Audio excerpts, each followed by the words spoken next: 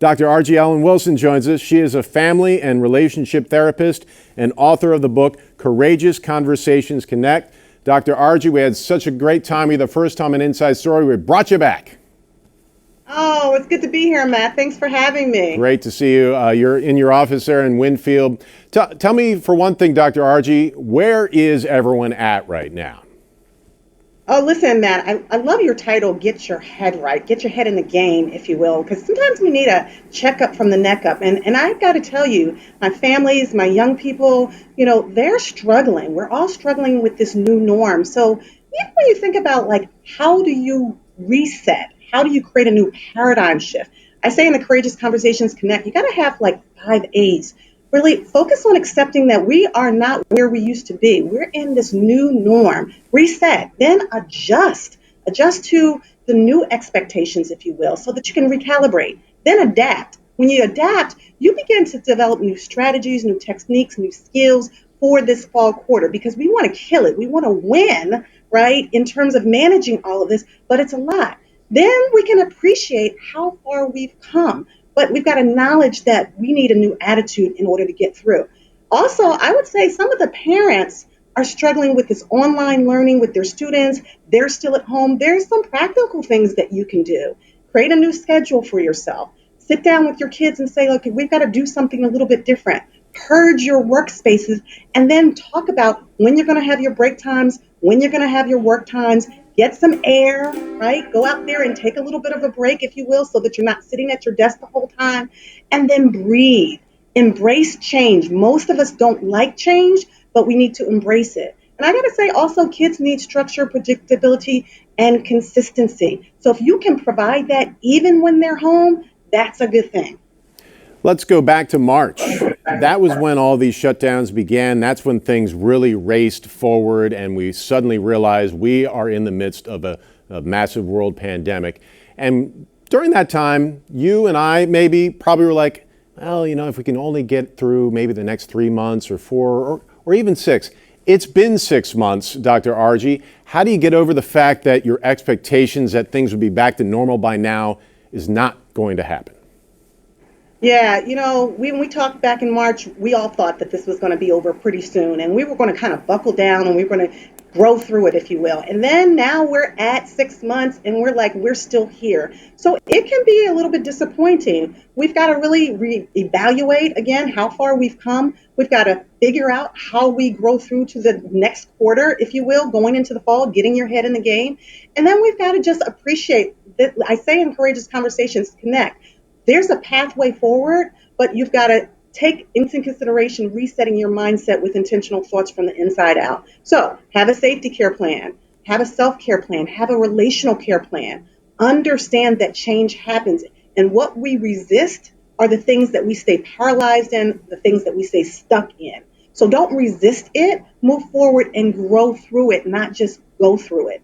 It's going to be a long haul. We know that this is a marathon, not a sprint now. But if we stay safe, Matt, then anything is possible. We just need to get through the other side safe and sound with our children and our heads right so we can stay in the game.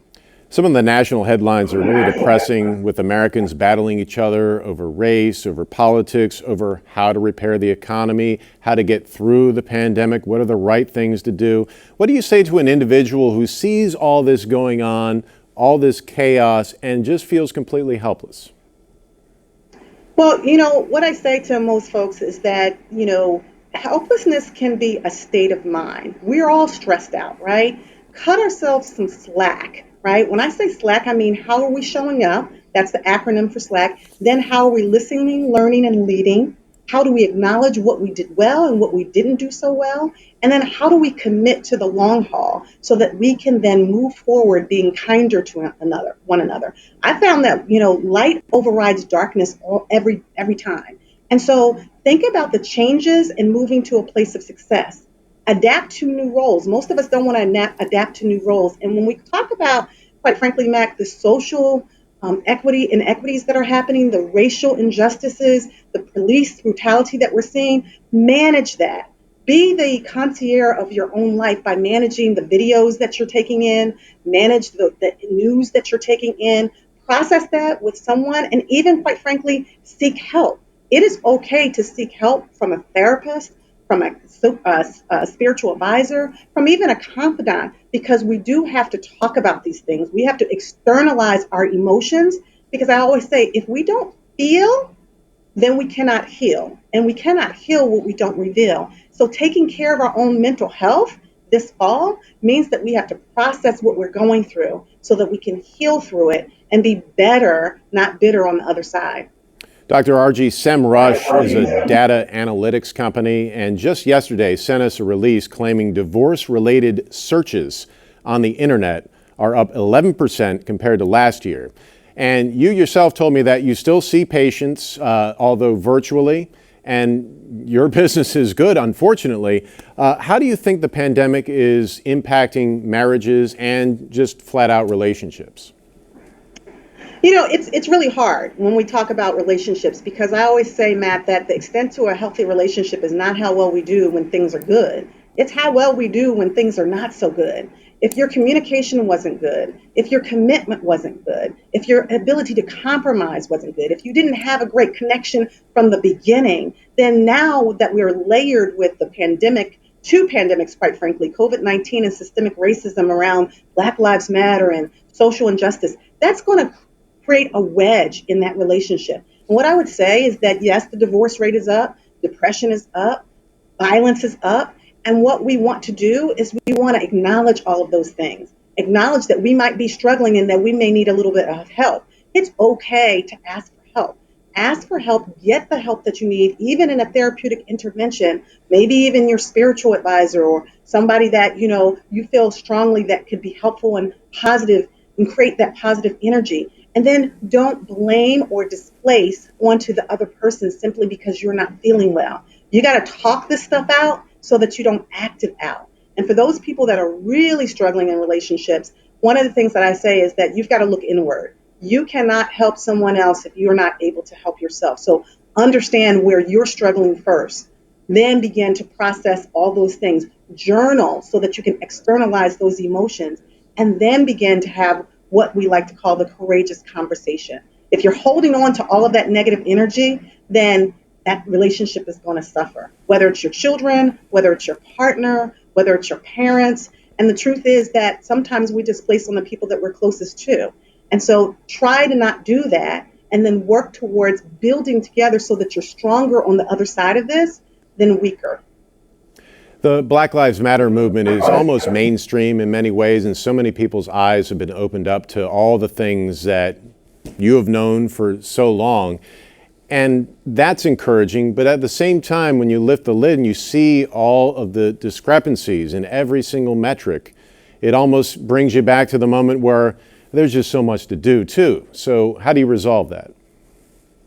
Well, one of the things that we do is we have to be truthful, right? I believe that truth, trust, and transparency leads to transformational breakthrough. So we've got to go on and be honest with what this is. Many of us have suffered with 401 years of systemic racism and social inequities, and we need allies. So get an ally, get someone to work with you and process with you so you don't feel so alone. Acknowledge your own story, understanding that as we stand in solidarity, as we speak up, as we show up, as we stand up for our rights, we then own that Black lives do matter, but that doesn't mean that all lives don't matter. Externalizing our emotions and even identifying your own form of protest. There are many kinds of protests. We're all in a storm. We just may be just on different boats, as a friend told me. And so begin to make sure that you connect with people that either are like-minded or be courageous enough to stand with other people who have a different way of opinion and different form of opinion, and don't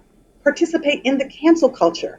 What we want to do is have common ground. Where do we agree on things versus disagree? Because the truth is, we are more similar than we are different, but we have to find the ways in which our lives, our human lives, connect versus disconnect. And the truth is that we've got to move into a place where we actually vote our conscience, be available for the rights that are available to us so that we move forward for a better nation.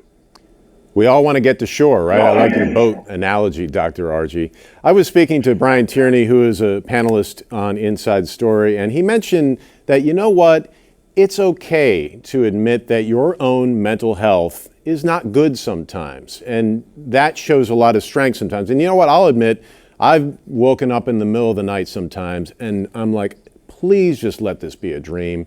And then you realize, well, it's not. And you have to get through another day. And there are a lot more people with a lot more challenges than me. So I guess the question is, how do you tell other people that, you know what, it's okay to feel like you're kind of breaking down every now and then? Yeah, so, one of the things that we talk about, especially in the Courageous Conversations Connect, is it's okay to have the courageous conversation, right? It's okay to share that you're not doing okay. As a matter of fact, sometimes that's the healthiest thing that you can do is to surrender to not feeling okay and then asking for help. You can do that with your children. That doesn't mean that your children have to take care of you, but they need to know that you're human.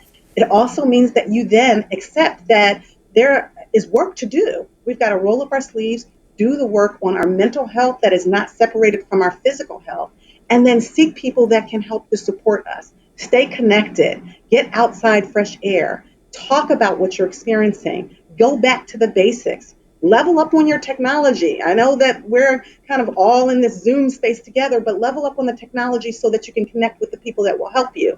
And I also say, Matt, the 4 M's can be really helpful: mindfulness, meditation, meaningful engagement, movement, get your body moving, and then music. Those things can help us to take care of our mental health and stay in the game. And if we're still not doing well, seek therapeutic advice. It is healthy to process with someone that can really be available to you for that full hour or 2 hours and help you think about strategies that will allow you to level up on your mental health. The bottom line is we really are in this together, and we need to support each other so that we help each other to grow through this to the other side.